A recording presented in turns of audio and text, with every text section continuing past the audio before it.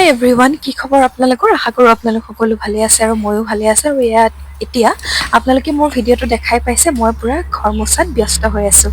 ঘৰ মুচিবলৈ মই মোপাৰ ব্যৱহাৰ কৰোঁ যদিও আজি মোৰ এনেকৈ মুচিবলৈ মন গ'ল। সৰুতে প্ৰায় ঘৰ মুচিলে মই এনেকৈ মুচিছিলোঁ। আৰু তেতিয়া আচলতে যেতিয়া সৰু হৈ আছিলোঁ তেতিয়া আমাৰ মাটিৰৰ ঘৰ আছিলে আৰু গোবৰ মাটি এনেকৈ মিক্স কৰি পেলাই সৰুতে ঘৰ মোচা খুব ধুনীয়াকৈ মনত আছে। আৰু ঘৰৰ তেতিয়া বাঁহৰ বেৰ আছিলে আৰু বাঁহৰ বেৰবোৰ লেপিবলৈ সৰুৰ পৰা একদম সৰুতে আচলতে খুব ফূৰ্তি লাগিছিলে। তেতিয়া খুব ধুনীয়াকৈ মা দেউতাহঁত যেতিয়া ঘৰত নাথাকে আৰু মই যেতিয়া ঘৰত অকলে থাকোঁ তেতিয়া ঘৰটো মানে আগফালৰ পৰা পিছফাললৈকে একদম ধুনীয়াকৈ লেপি পেলাই ধুনীয়াকৈ চিকচাককৈ থৈ দিওঁ। আৰু তেতিয়া মোৰ বয়স বেছিও নাছিলে, খুব সৰু আছিলোঁ। আৰু সৰুৰ পৰাই মা যিহেতু ঘৰত নাথাকে, মানে নিজৰ কিছুমান কামত বাহিৰত যাব লগা হয় বা দেউতাও নাথাকে, তো সেইটো কাৰণে বেছিভাগ কাম মই সৰুতেই শিকিছিলোঁ। আৰু সৰুতে শিকাৰ কাৰণে বহুত বস্তু বুজিও পালোঁ। আৰু এতিয়া সেই বস্তুবিলাকে মোক জীয়াই থকাৰ কাৰণে বহুত সহায় কৰিছে বুলিয়ে ক'ব লাগিব। গতিকে এতিয়াতো বাৰু পকা ঘৰ, কিন্তু সেই সময়ছোৱাত এনেকুৱা পকা ঘৰ নাছিলে, সেয়েহে আমাৰ মাটিৰৰ ঘৰে আছিলে সেইটো সময়ত। আৰু মাটিৰ ঘৰত থকা কিছুমান এডভান্টেজো আছে আচলতে। মাটিৰ আজিকালিতো মানে প্ৰভাৱটো প্ৰায় ল'ৰা ছোৱালী হওক বা মানুহে নোপোৱাৰ নিচিনাই হ'ল। গোটেই মানুহৰ তল ওপৰ চব পিনে পূব পশ্চিম উত্তৰ দক্ষিণ পকাই হৈ থাকিলে, মাটি নোহোৱাৰ নিচিনাই হৈ গ'ল। তো তেতিয়া সেই মাটিৰ ঘৰত মানে এনেকৈ গোবৰ মাটিলৈ খুব লেপিছিলোঁ আৰু সেইটো আচলতে খুব ফূৰ্তিহে অনুভৱ কৰিছিলোঁ। তাত মানে একো দুখ পাবলগীয়া কথাও নাছিলে। আৰু এতিয়া সেইটো কাৰণে তাকে মনত পেলাই আজি মোৰ এনেকৈ মুচিবলৈ মন গ'ল। আৰু এনেকৈ মুচিলে পেটত অকণমান চাপটো পৰিলে ভালো বোলে কোৱাহে শুনিছিলোঁ, মই ইমান ভালকৈ নাজানো বাৰু। আৰু খুব ধুনীয়াকৈ এনেকৈ চকুন মাৰি মুচিবলৈ ভালো হয়। সেইটো কাৰণে যদিও মোপাৰ আছে তেনেকৈ মই নুমুচি পেলাই আজি এনেকৈ মুচিলোঁ। ইয়াৰো অনুভৱটো বহুত দিনৰ মূৰত মই চালোঁ, গতিকে বেয়া লগা নাই। আৰু যিমানেই আধুনিকভাৱে আমি আগবাঢ়ি গৈছোঁ, আমাৰ যিটো ৰিয়েলিটি হয় সেইটোতো সদায় একেই থাকিব দিয়কচোন। মই মানে মানুহৰ নিজৰ ব্যক্তিগত লাইফৰ কথা ক'বলৈ গৈছোঁ। আৰু এইফালে খুব যেতিয়া ধূলি বালিৰ ছিজন, বতৰটোতো সাল সলনি হৈছে, বহাগৰ আগমন, গতিকে কুলিয়ে বিনালে গছে বনেও সলাই পাত। এইখিনি সময়তে খুব এটা মানে মনটো থৌকি বাথৌ হৈ থকাৰ সময়, ঢোল পেপাৰ মাত, ৰিণিকি ৰিণিকি ভাঁহি আহে কুলি কেতেকীৰ মাত। আৰু তাৰে আমেজ লৈ পিছফালৰ পৰা আচলতে আমাৰ ঘৰৰ পিছফালৰ পৰা মাজে মাজে মানে কুলি কেতেকী চৰাইৰ মাত শুনিবলৈ পোৱা যায়। গতিকে এই পৰিৱেশবোৰ খুব ভাল লাগে। আৰু প্ৰকৃতিৰ এই উপহাৰবোৰ আচলতে শলাগ নোলোৱাকৈ নোৱাৰি। আৰু সেই তাকে ভাবি ভাবি বহাগৰ আগমনৰ ফিলটো লৈ ঘৰ চাফা কৰাত লাগি গৈছোঁ। আৰু ঘৰ অকল নিজৰ শান্তিৰ কাৰণে বুলিয়ে নহয়, মই ঘৰত থাকি আচলতে এডভান্টেজ এটা এইটোও হৈছে বুলি ক'ব লাগিব যে ঘৰত থকাৰ কাৰণে কিছুমান ঘৰুৱা নিয়ম নীতিৰ কথাও ভালকৈ এতিয়া জানিব পাৰিছোঁ।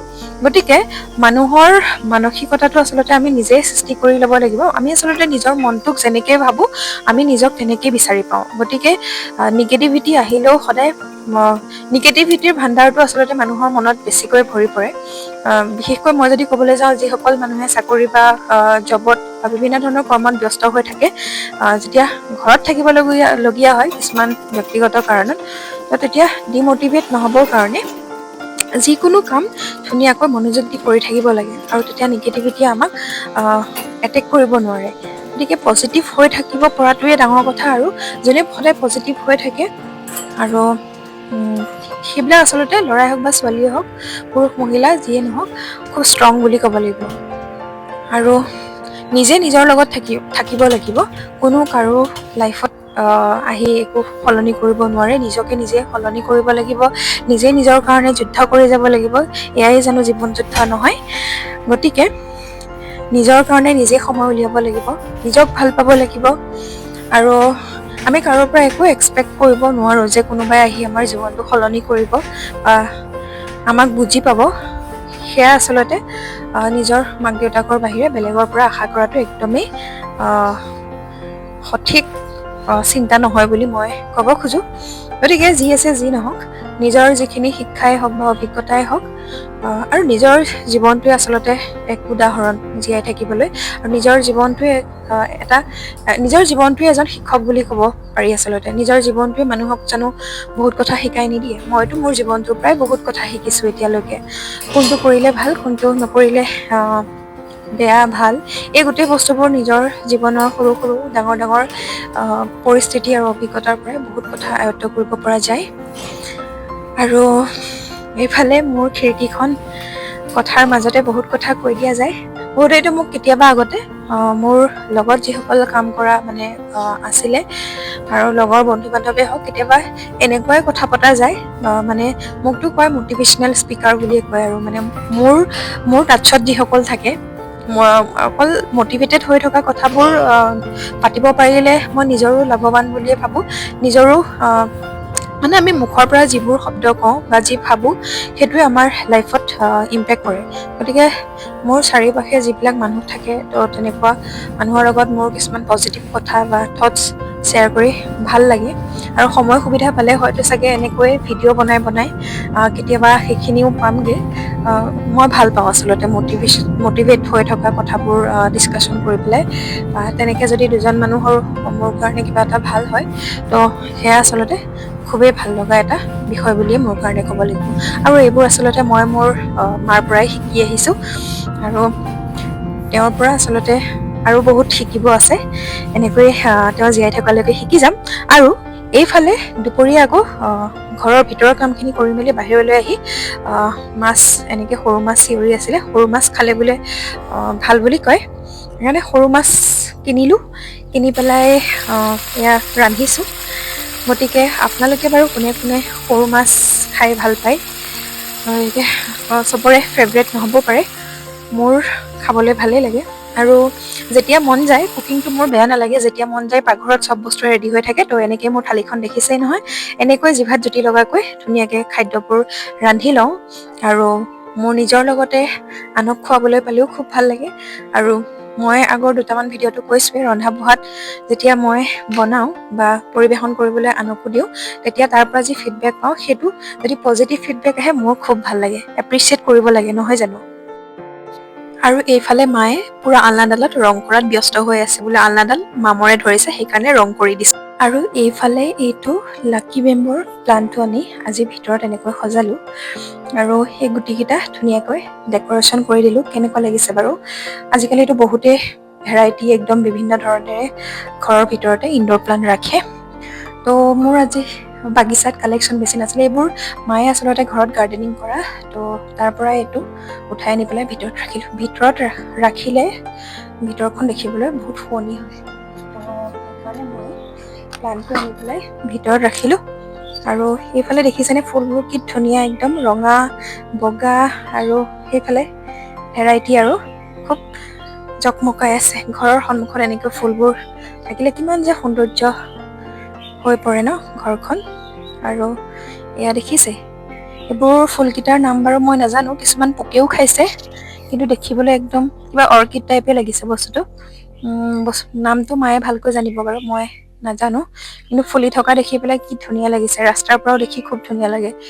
এইটো ফুল এখেতে আনিছিলে শ্বিলঙৰ পৰা, আৰু এতিয়া আজি দুমাহমান হৈছে খুব ধুনীয়াকৈ মানে ফুলিছে। মেবি মানে ক'ব পাৰোঁ যে মাৰ্চ, এপ্ৰিল আৰু কিমান দিনলৈ ফুলিব নাজানো আৰু। তো এনেকৈ ফুলিছে ফুলকেইটা, দেখি ভাল লাগিছে। আৰু এই ছিজনেল ফুলবোৰতকৈ এনেকুৱা গ্ৰীণ মানে পাতৰ নিচিনা এই ফুলবোৰ মোৰ ভাল লাগে। আৰু ইয়াত তেনেকৈ মায়ে ৰুই থৈছে। আৰু বান্দৰৰ পৰা আচলতে জানেনে, ইমান বান্দৰ আছে চাৰিওপিনে, মানে একো খেতিও কৰিব নোৱাৰি, ফুল গছ মানে একো ৰুবই নোৱাৰি। এইকেইটা কিবাকে ভগৱানৰ কৃপাত বাচিছে।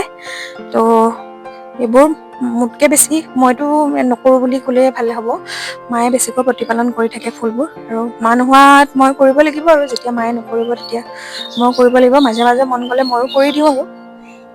তো সেনেকুৱা আৰু ফুলগছ নাথাকিলে ঘৰটো যিমান ধুনীয়া হ'লেও আচলতে ভাল নালাগে। তো এয়া, এই ফুলখিনি বহুত ধুনীয়া লাগে দেখিবলৈ ওচৰৰ পৰা। কেমেৰাত কেনেকুৱা দেখিব আপোনালোকে নাজানো ভিডিঅ'টোত, কিন্তু ওচৰৰ পৰা মানে ৰাস্তাৰ পৰা যেতিয়া ঘৰৰ সন্মুখত এইখিনি ফুল দেখা যায় খুব ধুনীয়া লাগে দেখিবলৈ। ফুলৰ কালেকশ্যনো বেছি নাই, যিকেইটা আছে মায়ে প্ৰতিপালন কৰি পেলাই ধুনীয়াকৈ ৰাখিছে আৰু। তো এয়া এতিয়া বহাগৰ বিহুলৈ বেছিদিন নাই, ধুনীয়াকৈ চাদৰ মেখেলা পিন্ধি এই ফুলকেইপাহৰ লগত ফটো উঠাৰহে কথা আৰু, নহ'লে কেইদিনমানৰ পিছত এই ফুলকেইপাহো দেখাই নাপাম, বান্দৰৰ যি উৎপাত। তো এইফালে এয়া নয়নতৰা থাকিলে ভাল বুলি কয় আৰু। তো মায়ে এয়া নয়নতৰা ৰুইছিলে, তো এই ফুলবোৰ ধুনীয়াকৈ লাগি আছে। তো সেয়াই আৰু ফুলৰ সৰু সুৰা বাগিচাখন। আৰু এয়া এতিয়া মোৰ হাতত গধূলিৰ চাহকাপ নাখালে এনেকুৱা লাগে যেন দিনটো কিবা আধৰুৱা হ'ল, কিবা এটা যেন মিছ কৰি আছো এনেকুৱা হয়। চাহ খোৱাটো এক পুৰা হেবিট নিচিনা হৈ গৈছে বুলি ক'লেও বেয়া নহ'ব।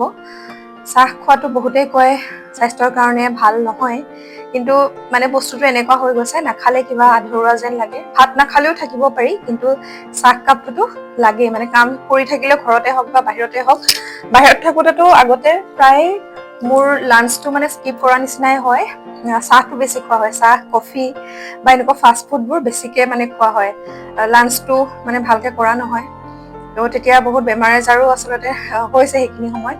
মায়ে খুব গালি দিয়ে আৰু ভালকে খোৱা বোৱা নকৰো, অকল কামটো চিনি পাওঁ আৰু মানে সেনেকুৱা হৈছিলে আৰু।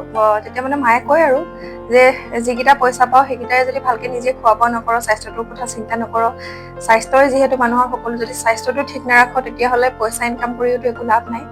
তো কথাবোৰ আচলতে নোহোৱা নহয় হয়, আৰু নিজেও আচলতে বুজি পাওঁ, বুজি পালেও কি হ'ব, সময় আৰু পৰিস্থিতিত তেনেকে চলিব লগা হয়। এতিয়া ঘৰত থাকি সময়বোৰ আচলতে মিছ কৰোঁ, সেই সময়খিনি মিছ কৰোঁ। কিন্তু তথাপিও যদিও ঘৰত আছোঁ, মই এইটো এডভান্টেজ হিচাপে লৈছোঁ। মই মোৰ আগৰ দুটামান ভিডিঅ'টো কৈছোঁ, ঘৰত থাকিও ইচ্ছা আৰু আগ্ৰহ থাকিলে আমি যিকোনো কাম ঘৰৰ পৰাও আৰম্ভ কৰিব পাৰোঁ। আৰু যিকেইজন ধৰি লওক ঘৰৰ আপোন মানুহ থাকে, তো এতিয়া বিয়া হোৱাৰ পিছত নিজৰ হাজবেণ্ডৰ ঘৰখন আৰু মোৰ মাৰ ঘৰখনেই আপোন বুলি ক'ব লাগিব। গতিকে এই মানুহখিনিৰ যদি সঁহাৰি থাকে, অনুপ্ৰেৰণা থাকে, তো ঘৰত থাকিও কিবা নহয় কিবা কৰি আগুৱাই যাব পৰা যায়। মোৰ উদ্দেশ্য এটাই, এতিয়ালৈকে তেনেকুৱা একো ভাল কৰিব পৰা নাই, কিন্তু ভাল কৰাৰে বহুত এতিয়াও ইচ্ছা আছে। মোৰ মনটোৱে এনেকুৱা কয়, মানে গিভ আপ কৰিব নিবিচাৰো। কেতিয়াবা পৰিও যাওঁ, হাৰিও যাওঁ, কিন্তু তথাপিতো আকৌ নিজে নিজকে বুজাওঁ যে নহয়, মই কৰিবই লাগিব, আৰু কিবা এটা কৰিবৰ কাৰণেহে ভগৱানে আমাক এইখন পৃথিৱীলৈ পঠাইছে। আৰু মাও কয়, মানে আৱৰ্জনা হৈ জীয়াই থাকি লাভ নাই, পৃথিৱীলৈ আহিলে কিবা এটা ভাল কাম মানুহে কৰি যাব লাগে। যি কামে মোক দুজন মানুহে ভৱিষ্যতে যাতে মনত ৰাখে, বহুত মানুহে মনত নাৰাখিলেও এটলিষ্ট মোক যিকেইজন মানুহে জানে, তেওঁলোকেও যদি মোৰ কামৰ পৰা মোক বুজি পাই, জানে যে মই কিবা এটা ভাল কৰিছোঁ, সেইটো মানুহ হিচাপে জন্ম হোৱাটো এটা সাৰ্থকতা লাভ কৰিব পাৰি বুলি মায়ে কয়।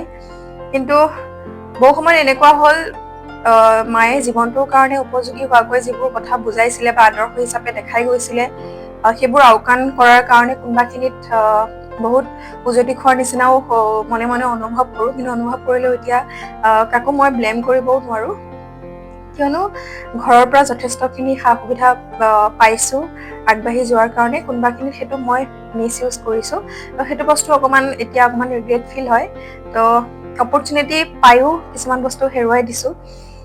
এতিয়া অনুভৱ কৰোঁ, নকৰা নহয়, কিন্তু তথাপিও মই হাৰি যোৱা নাই, আৰু হাৰাৰ কোনো কথাই নহয়। মানুহ হিচাপে জন্ম লৈছোঁ যেতিয়া আচলতে উইনাৰেই হ'ব লাগে, নহয় জানো?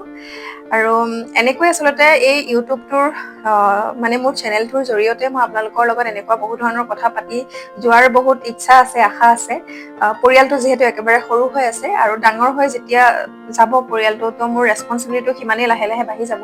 তো ঘৰ এখনত যেনেকে মুৰব্বীজনৰ নিজৰ ফেমিলিটোৰ প্ৰতি দায়িত্ব থাকে, আৰু সেই পৰিয়ালটোৰো মেম্বাৰ কেইজনৰ যেনেকে সহযোগিতাৰ দৰকাৰ হয়, গতিকে ইজনে আমি পৰস্পৰৰ ওপৰত নিৰ্ভৰশীল। গতিকে এই আগুৱাই যাবলৈ হ'লে নিজৰ আশাবোৰ, ইচ্ছাবোৰ, নিজৰ স্কিলখিনি, অভিজ্ঞতাখিনি ভালকৈ ইমপ্লিমেণ্ট কৰিবৰ কাৰণে মানুহৰ সঁহাৰিৰো খুবেই প্ৰয়োজন।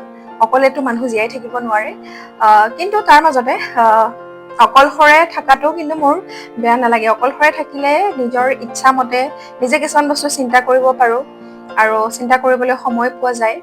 আৰু মোৰ অকলে থাকি ভাল লাগে নিজৰ কোম্পানীটোৱে মোৰ নিজৰ কাৰণে খুব ভাল লাগে মই বেছি মানুহৰ ঘৰখনত বিশেষকৈ বেছি হাঁহ হুলস্থুল বা বেছি সমাগম হ'লেও মোৰ ভাল নালাগে আলহী অতিথি আহিলে ভাল লাগে পিছে কিন্তু অকলশৰে সময়বোৰ পাৰ কৰি ঘৰখনত মোৰ বৰ নালাগে কিবা নহয় কিবা কৰি মই পাৰ কৰিব পাৰোঁ আৰু আৰু বহুত কথা আছে আপোনালোকৰ লগত পাতিবৰ কাৰণে আজি মই ভিডিঅ'টো বাৰু বেছি দীঘলীয়া নকৰোঁ তো বৰ্তমান যিকেইটা ভিডিঅ' মই দি আছোঁ আপোনালোকে চাই হয়তো যিকেইজনৰ পৰা সঁহাৰি পাইছোঁ মানে ভাবিছোঁ যে আপোনালোকে ভালেই পাইছে আৰু এনেকুৱা বহুত কিছুমান বস্তু ক'বলৈ আছে বা দেখুৱাবলৈ আছে আপোনালোকৰ লগত শ্বেয়াৰ কৰিবলৈ আছে যিটোৱে হয়তো আপোনালোককো সহায় কৰিব বা আপোনালোকে ভাল পাব পাৰে ভৱিষ্যতে অনাগত দিনবোৰত গতিকে সেইকাৰণে আপোনালোকে মোৰ ভিডিঅ'বোৰ চাইছে কিছুমানে আৰু যাতে বহুতৰ পৰা এনেকে সঁহাৰি পাওঁ তাৰে মই